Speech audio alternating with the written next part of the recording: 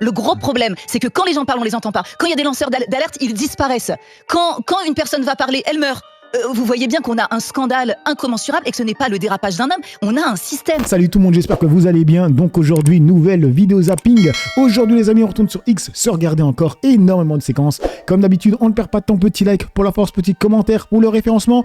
Let's go, on commence avec la première séquence insolite de la vidéo sur Instagram. C'est avec Biden et un robot. Donc ça fait pas mal réagir sur la toile parce que le robot marche comme Biden. Et certains pensent que Biden est un robot. Regardez le robot déjà.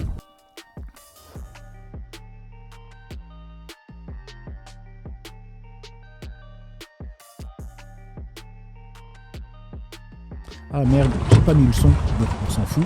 Du coup, on passe sur Biden. Réalisé sans trucage.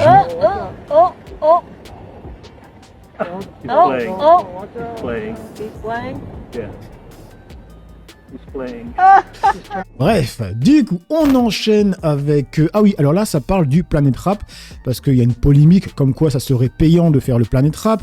Donc là, c'est marqué de Iceberg Slim. L'industrie de la musique, c'est vraiment une mafia organisée par des escrocs véreux et très méchants. Du coup, la vidéo, combien coûte un Planet Rap? Le Planet Rap, c'est une promotion. Qui dit promotion dit budget marketing. Un budget marketing, ça a pris le Planet Rap. Alors, un Planet Rap, c'est gratuit.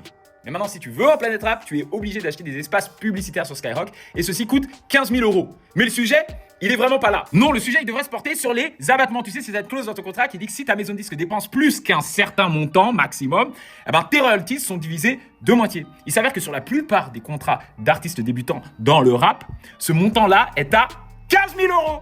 Comme par hasard. Ça veut dire, il t'achète un Planet Rap et tu reçois 2 fois moins d'argent. C'est de ça dont on devrait... Du coup, ça continue avec cette séquence, donc c'est marqué, c'est pour ça que l'industrie l'a dégoûté et qu'il s'est retiré le jour où il a voulu changer les choses. Ça l'a menacé de venir brûler le studio dans lequel il travaillait. Il y a des gens qui m'ont demandé de faire un petit cours sur les mathématiques de la musique. Voici le cours. Quand un artiste dit qu'il a signé en maison de disque pour 100K, sache qu'il a touché 25K d'avance, donc du cash directement dans sa poche qu'il doit rendre à son label, et 75 000 € de budget. Ça, c'est de l'argent qu'il ne touche pas, mais que son label va utiliser pour financer ses enregistrements, sa promotion et ses clips. Alors d'apparence, ça a l'air bien, mais ce ne serait pas l'industrie de la musique s'il n'y avait pas quelqu'un qui se faisait d'oro. En France, on a ce qu'on appelle le crédit d'impôt. Si tu dépenses 75 000 € sur de la production audiovisuelle, l'an prochain, le gouvernement te donne 30 000 €. Donc juste le fait de dépenser 75 000 €, le label vient déjà de gagner 30 000 €. En vrai, c'est comme s'ils avaient dépensé 45 000 €. Mais ça s'arrête pas là, parce que ces 45 000 €, ils ne les sortent pas de leur poche. Ils vont chercher ce qu'on appelle les subventions, a.k.a. les subs, ils vont au CNM et ils demandent 10 000 € pour l'aide à la production. Ils leur demandent aussi 10 000 € pour l'aide à la musique en images, soi-disant, des clips. Ils vont à l'ADAMI, là-bas ils demandent 5 000 € pour l'aide à la production de projets musicaux, et ensuite ils vont à la SCPP. Et c'est bien là le pire, hein. Ils reçoivent 10 000 € pour l'aide à la production d'albums, plus 10 000 € pour l'aide à la production de clips. Et ça, c'est le minimum. Ils peuvent demander jusqu'à 50 000 €, mais ils restent raisonnables. C'est comme si, au final, ils avaient mis 0 € de leur poche, et toi, tu dis que tu t'es fait signer pour 100 000 €. C'est pas eux qui t'ont donné 100 000 € pour que tu signes avec eux, c'est toi qui leur as donné un album pour qu'ils te fassent 30 000 € avant même que tu fasses un seul stream. Et il y a certains d'entre vous qui diront, ouais, mais Olivier, tout le monde peut prétendre à ces subventions. Bien sûr, mais qui siège à la présidence de ces compagnies-là et qui peut décider si oui ou non tu reçois une subvention? Les patrons de maison de disques. Alors les mecs, je suis pas sûr d'avoir tout compris, mais en tout cas, ce que j'ai compris, c'est qu'ils touchent des subventions, et les subventions viennent d'où? Ils viennent du peuple, hein, si je me trompe pas, parce que c'est de l'argent de l'État. Y a quoi d'autre?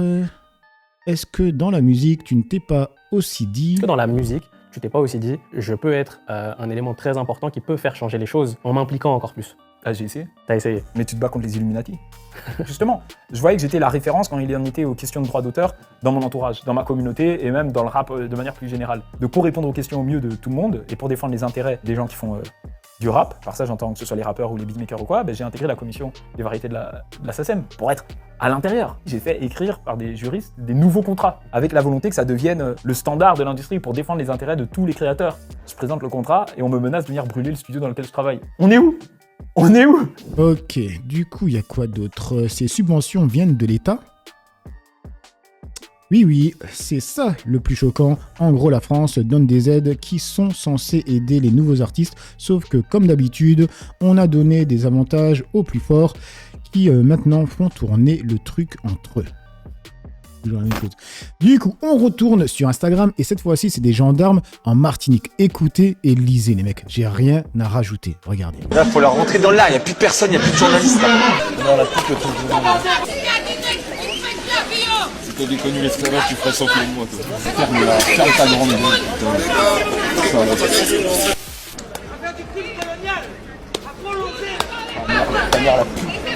C'est bon, cherche chaque fois, mais t'inquiète, on est d'autres, ça va pas je les cherche. Je regarde, j'attends que ça fixe et après je peux plus. Putain, mais j'arrive de le découper en deux. J'ai niqué. Faudrait lâcher une bastos là, de LBD ça. Est-ce qu'on peut inciter à la destruction sur les mails dans les manifestants? Comment? Est-ce qu'on peut inciter à la destruction? J'ai vu ça dans les chaos. Nous sommes le chaos au sein des manifestants. Les gendarmes sont-ils tous neutres et professionnels quand ils encadrent une manifestation militante? Bref, on enchaîne avec le poste des grandes gueules avec Fatimax qui a dit 10 hommes avec un enfant de 5 ans, un prédateur avec 89 victimes, le Squarneck, un médecin protégé. Pendant longtemps, on avait des affaires de pédos et on protégeait les gens. On est dans un système, pas dans le dérapage d'un homme. Dit la vie normale des enfants parce que par exemple les 10 hommes là avec un enfant de 5 ans avec la soumission chimique, la question de la soumission chimique elle est là. Quand on apprend qu'un prédateur avec 89 victimes, 55 ans tranquillou, là on est en train de chercher Jacques Leveugle, on est en train de faire un appel à témoins pour savoir. Là aussi ça concerne les Français. Joël Le Scornec, n'importe qui aurait pu médecin, ça veut dire que sous anesthésie, pareil qui a été protégé. Ça veut dire que pendant longtemps, on avait des affaires de pédocriminalité et on protégeait les gens. La question c'est pas simplement les victimes endormies, les victimes abusées, les victimes sous soumission chimique qui n'ont pas pu témoigner, les victimes qui parlent et qu'on n'écoute pas, les victimes qui étaient jeunes, qu'on fait comment ça s'appelle, qui oublient aussi. Le gros problème, c'est que quand les gens parlent, on les entend pas. Quand il y a des lanceurs d'alerte, ils disparaissent. Quand une personne va parler, elle meurt. Vous voyez bien qu'on a un scandale incommensurable et que ce n'est pas le dérapage d'un homme, on a un système. Et qu'avant, quand on parlait du système, on nous disait « Oh, mais tu es populiste. Oh, tu es, c'est quoi le gros mot ? Complotiste. » Et que le complotisme, ça a été un gros scotch qu'on a mis sur les gens, sur la bouche des gens révoltés. Et les gens qui sont révoltés, ce n'est pas des gens qui sont colériques, ce n'est pas des gens qui sont fous, ce n'est pas des gens qui cherchent à faire diversion, ce sont des gens qui sont informés. Quelqu'un qui est calme, qui est informé et qui voit, comme on a fait à l'hôpital, qu'on a violé des enfants, s'il vous plaît. Ça veut dire qu'avant, tant qu'on n'est pas au courant, on peut être calme parce qu'on n'y croit pas. Ça veut dire on ne se dit pas on va violer un bébé parce que quand tu vois un bébé, tu veux le protéger. Tu te dis pas que quelqu'un va prendre son réflexe de succion pour faire autre chose. Et à partir du moment où tu le sais, tu ne peux plus te l'enlever de la tête. Et à partir du moment où tu le sais, le devoir d'un être humain, c'est de protéger. Et donc ce n'est pas faire diversion. Par contre, ils vont faire diversion. Einstein, avec tous les mails qu'on a, on nous fait de la fausse transparence, on va nous donner des faux poissons, on va nous enfouir là-dessus. Ça, je suis d'accord.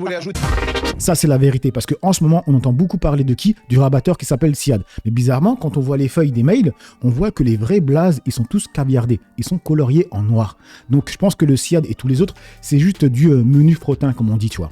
Dans les commentaires, ça dit quoi? Origine des pédos, vraie question. Que des blancs, bien de souche, bien reconquête, toujours les mêmes profils. Epstein et ses copains politiciens et journalistes bourgeois sont les tentacules de la pieuvre états-unienne. Du coup, on continue avec Sarah Salman qui est seule sur le plateau de CNews. En fait, ils reviennent sur la polémique avec Karine Le Marchand. Et là, elle est face à Pascal Praud. Regardez. Karine Le Marchand, je voulais vous faire écouter Karine Le Marchand parce que vous savez qu'elle est venue sur le plateau de CNews et elle a dit une chose qui m'a pas paru tout à fait choquante. Et il y a une sorte de... Moi, je vais vous dire, ce qui m'a choqué, c'est le fait que j'ai pas réagi. Hein. J'ai regardé ensuite la vidéo, je me suis dit pourquoi j'ai pas réagi. Honnêtement. Vous étiez là? Bah oui. Bon, parce qu'il y avait peut-être pas à réagir. Vous êtes. Si, quand même. Mais pourquoi vous n'avez pas réagi alors? Elle a réagi parce qu'elle a regardé bizarrement. Je vous l'ai montré, même j'avais mis pause. Elle a regardé sur sa droite sans tourner la tête. Ça l'avait quand même choqué. Donc elle a quand même un peu réagi, en tout cas. Avec le visage, quoi. Bah, c'est ce que je me pose la question. Et je vous la pose à vous. Ah, moi aussi. Répondez-y. Je me dis pourquoi j'ai pas réagi. Et pourquoi? Et maintenant vous réagissez parce que d'autres vous l'ont dit. C'est pas vrai. Bah si. Vous voyez, à chaque fois que je dis quelque chose, vous dites qu'on me l'a soufflé, comme si je pouvais pas penser pour moi-même. Mais non, mais pas. Quand je dis c'est pas quelqu'un, c'est l'atmosphère, c'est pas une personne. Parce que regardez la tête que je fais sur le plateau. Enfin, Non mais Sarah, pour la clarté du débat, il faudrait savoir à quoi vous souhaitez réagir ou vous auriez souhaité réagir. Pour l'instant, je comprends rien. Quand elle dit, j'ai plus le verbatim exact, mais les Noirs et les musulmans, bon. La liberté d'expression, ça permet pas de tout dire non plus. Si, ça permet de tout dire. Il y a des choses qui tombent sous le coup de la loi et quand il y a eu des condamnations, il y a eu des choses aussi. Donc vous pouvez pas dire là les Noirs et les musulmans parce qu'elle a dit les musulmans. Si elle avait dit les Noirs et les Juifs, j'aurais été la première à être. Voilà, elle a dit une chose que d'habitude je fais constamment et là j'ai oublié de le faire, c'est faire une comparaison, toi. Et malheureusement, je fais souvent la comparaison avec les Juifs parce qu'on sait que quand tu parles des Juifs, automatiquement ça fait réagir les gens. Et là, ce qu'elle vient de dire, c'est trop vrai. Si elle avait dit des Noirs et des Juifs, automatiquement les gens ils auraient dit sur le plateau. Par contre là, Karine, c'est antisémite. Mais quand c'est les autres, en roue libre, tu vois, en roue libre. La première à être indignée. Mais qu'est-ce qui est choquant dans ces propos? Quand vous dites les Noirs et les musulmans, comme Pascal l'a dit à juste titre. Bon, je pense que c'est une pensée mondiale. Je pense que c'était, comment dire, c'est une moi, je vais être honnête. Elle aurait dit les Noirs et les Juifs, j'aurais été la première à dire que ces propos sont inadmissibles. Donc là, on doit le condamner aussi. C'est une couleur de peau, noir, ça se voit. Ça se voit. Voilà. Musulman, quand un homme porte un camis, c'est quand une femme Et porte tous le les voile. musulmans ne portent pas le D'accord, et elle, en revanche, c'est ce qu'elle dit. Tous les musulmans ne portent pas. Et quand un juif, il a une kippa, ou bien les couettes, là... Il y avait l'esprit, en fait. C'est pareil, il y avait l'esprit. C'est pour ça que vous n'avez pas réagi. Parce que... Bref, du coup, on passe sur Kunta Kinte qui a marqué encore une preuve cet après-midi de l'impréparation, voire de la nullité du rapporteur d'extrême droite Charles Along face à Élise Lucet. Il affirme que le débat après cash investigation dure 10 à 20 minutes, alors que tout téléspectateur sait qu'il dure généralement près d'une heure. Quand vous me dites le prix des plateaux, vous me parlez de quoi exactement? Le plateau qui suit l'émission? C'est effectivement dans les documents qui m'ont été transmis, le coût du plateau pour une émission de Cash Investigation, c'était celle du 4 avril 2024, les fausses promesses des influenceurs, sachant que ce plateau a été utilisé que pour 10 à 20 minutes en fin d'émission, le coût s'élève à 50 000 €, donc j'aurais voulu avoir votre avis sur le montant qui a été employé. Les plateaux de Cash Investigation durent 1 heure. Donc si vous savez, il y a une enquête d'abord, un documentaire qui est autour de 110 minutes, et après vous avez 1 heure de plateau. Donc je ne sais pas si vous faites référence à ça, mais en tout cas on n'a jamais de plateau de 10-20 minutes. Que dit le peuple? J'ai une théorie sur les gens de l'extrême droite, ça parle de QI. Il est rapporteur de cette commission et il ne connaît même pas le format de l'émission qu'il incrimine, c'est Maxi Best of niveau amateurisme. Et du coup, on enchaîne avec l'insoumission, et là ça parle de l'affaire Epstein, donc c'est marqué la porte-parole du gouvernement, Maud Bréjon, contredit en direct Emmanuel Macron en considérant que l'affaire concerne aussi certains et certaines de nos compatriotes. Emmanuel Macron avait déclaré que les révélations concernent surtout les États-Unis et que la justice américaine fasse son travail. Est-ce que vous direz que c'est une affaire française aussi ou uniquement américaine? C'est une affaire qui, semble-t-il, concerne aussi certains et certaines de nos compatriotes. Merci. Et on enchaîne avec le compte de l'informatrice qui a posté une séquence de LCI avec Ruth Elkrieff. Elle a marqué « L'art de prendre les gens pour des cons en pleine action ». Moi, ce qui me frappe, alors on dit l'affaire Epstein ou l'affaire Epstein, chacun choisira sa prononciation, c'est que c'est un scandale hors du commun. Il est international, il touche de nombreuses personnalités du Gotha mondain, de la politique, de la finance, mais c'est aussi une bombe à fragmentation pour notre démocratie.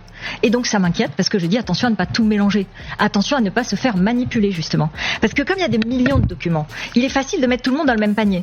Et ceux qui, évidemment, nourrissent le complotisme et le fameux tous pourris. Et puis on voit que ces informations, elles sont utilisées déjà dans de nombreux pays par les uns ou les autres pour cibler leurs opposants, leurs adversaires, sans distinction, sans vérification, sans analyse. Bon, je vous donne un tout petit exemple quand même. C'est en France. C'est regardez, Marie Gégaud, qui est une spécialiste de la Russie, qui dit l'affaire Epstein, il entretenait des liens étroits avec des oligarques russes et jouait un rôle de facilitateur entre réseaux d'influence, affaires, méthodes de chantage. Et la députée LFI Obono qui dit vous avez mal orthographié Israël. Donc il répond au constat d'une spécialiste de la Russie en lui disant non, c'est Israël qui a manipulé. Bref, vous voyez ça. Vous avez dit Russie, vous auriez dû dire Israël. Voilà. Epstein est un agent du Mossad qui cherchait à impliquer la terre entière. Voilà, mais ça c'est tous les jours, toutes les secondes, ça défile dans tous les sens. Alors moi j'aimerais revenir sur l'affaire Dieudonné, parce qu'à chaque fois qu'on regarde les chaînes d'infos françaises, quand ça parle de l'affaire Epstein, ça parle d'anglais, de ricains, Jack Lang, ou bien de russes. Mais bizarrement, le délire avec Dieudonné, ils ne en parlent pas. Alors que c'est une dinguerie. En vrai de vrai, les amis, c'est une dinguerie. Parce que là, on a quand même affaire à donc, Jeffrey Epstein, qui parle avec une Rothschild, qui parle de Dieudonné. Et 2 semaines après, nous avons donc le ministre des Affaires... Non, le ministre de... Ah putain, il était quoi, Valls? Bref, il y a Valls, 2 semaines après, qui tombe sur Dieudonné. Imaginez qu'il y aurait, on va dire, des frères musulmans qui parlent avec Jeffrey Epstein, qui parlent d'un acteur ou d'un humoriste juif, et que 2 semaines après, nous avons un ministre français qui attaque ce comédien juif ou cet acteur juif pour l'interdire de faire son spectacle. Ça serait une dinguerie. Et sur toutes les chaînes d'infos françaises, ils en parleraient. Directement, les mecs. Directement. Parce que là, ils diraient, oui, il y a de l'ingérence. Là, ils auraient dit, ouais, il y a eu de l'ingérence, là, carrément, tu vois. Il y a les frères musulmans qui sont là, captés. Et là, bizarrement, avec Dieudonné, ce qu'on a appris, personne n'en parle. Personne n'en parle. Alors que le lien, il est facile. 2 semaines après le mail de Jeffrey Epstein, on voit qu'il y a Rothschild dedans. 2 semaines après, Valls, il bloque les spectacles de Dieudonné. Et bizarrement, ça, ils n'en parlent pas. C'est quand même une folie, les mecs. Moi, je le dis. Hein. Bref, du coup, on enchaîne avec Marcel. Donc, c'est marqué « Ne détournons pas le regard ». Les militaires israéliens sont en approche pour s'assurer que ces villageois palestiniens quittent bien leur maison. C'était hier une scène quasi quotidienne de la colonisation en Cisjordanie. Nous vivons ici depuis 15 ans et soudain, quelqu'un arrive et prend notre place. Jusqu'où ira Benyamin Netanyahou et son allié Bezalel Smotrich. Il y a 2 jours, en réunion de cabinet, l'État hébreu a adopté de nouvelles mesures inédites, en donnant la possibilité d'achat de terres par des colons israéliens, des permis de construire en Palestine délivrés par Israël et s'octroyant l'administration des sites religieux. Le ministre des Finances, Smotrich, lui-même habitant une colonie, nouvel architecte du Grand Israël, jubile. Nous approfondissons nos racines dans toutes les régions de la terre d'Israël et enterrons l'idée d'un État palestinien. En Cisjordanie, occupée depuis 59 ans, les Israéliens disposent de la force et désormais du marché de l'immobilier comme nouvelle arme de la colonisation, permettant à des individus ou groupes d'acquérir des terres partout sur ce territoire déjà morcelé par 141 colonies reconnues par l'État et plus de 300 avant-postes.